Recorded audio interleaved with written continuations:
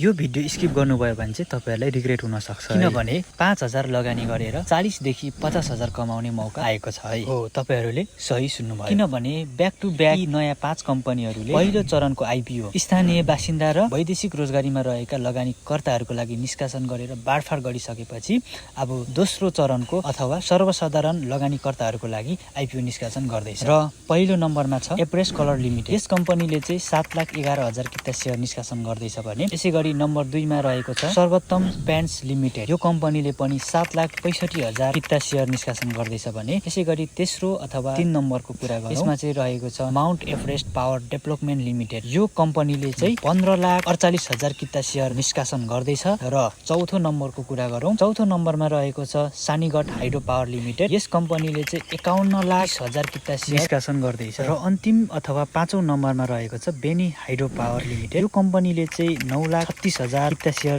IPO निष्कासन गर्दैछ। त्यसैले लगातार आईपीओ भर्न चाहिँ तयार रहनु होला र यो चाहिँ कहिलेदेखि खुल्छ भनेर डेट फिक्स भएपछि म पक्कै भिडियो ल्याउने नै छु। र यस्तै खालका शेयर मार्केट सम्बन्धी आईपीओ एफपीओ अपडेट सम्बन्धी भिडियोहरु हेर्न चाहनुहुन्छ भने मेरो यस युट्युब च्यानल र यस आईडी लाई फलो गर्न सब्स्क्राइब गर्न पनि नबिर्सिनु होला।